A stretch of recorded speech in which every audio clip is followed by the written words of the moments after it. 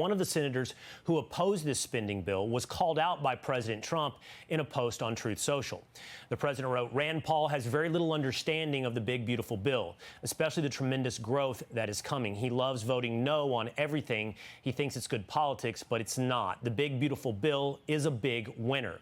So now let's hear from the senator himself. Joining me now is Kentucky Senator Rand Paul. Senator, thanks for being with me here today. First, I'd love to just get your response to the president. Well, I'm guessing that when I voted no on both impeachments that the president wasn't happy with me loving to vote no. I'm guessing when I voted yes for most every member of his cabinet except for one, he probably wasn't unhappy with that either. What I would say is we have a disagreement, and we can still be friends, and I've told him this too. We can still be friends and have a disagreement. But to put things in perspective, the bill increases spending for the military and for border over $300 billion. The DOJ cuts, which aren't in this bill, were about $200 billion.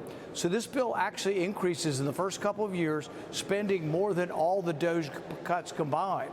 Now we're going to do $9 billion. That's very small. It's a rounding error. I'm for it. I think Elon's done a great job.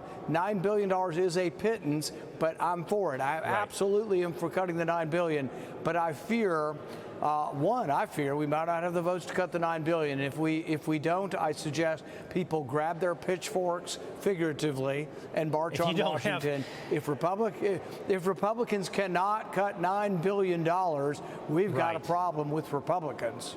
If you don't have the votes for $9 billion, we've got a real problem because we're talking about much bigger problems and bigger numbers. On that note, I want to get you to address the two things we just heard from OMB Director Russ Vought, and one made by the president.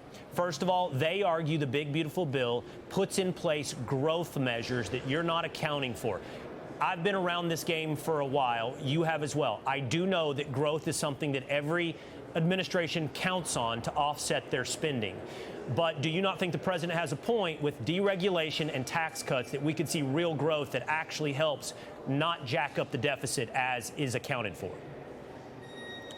I actually do, and this is where I think the president and I are talking past each other. I accept the growth arguments. I actually accept that cutting taxes can grow revenue. I believe it happened under Reagan. I believe it happened under the first Trump term, and I supported the tax cuts in the first term. I still support them. I support making them permanent, and I do believe they will bring in more revenue than the CBO projects. My objection to the bill isn't about the tax cuts, and it isn't about those calculations. My objection to the bill is they're going to raise the debt ceiling more than they ever have, $5 trillion, and that this will be the largest increase in the debt ceiling ever. And if the Republicans all vote for it, the Republicans will own the debt. They will lose their high moral ground. We will no longer be the party that can say, look at the Democrats. They're the ones, foisting the debt on our country. We're drowning in a sea of debt caused by Democrats, which has largely been true. But I think now if they vote for this, so if they separate out the debt ceiling, I could be for the bill. Okay.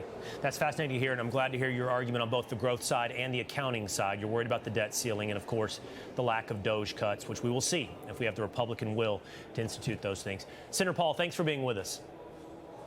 Thank you.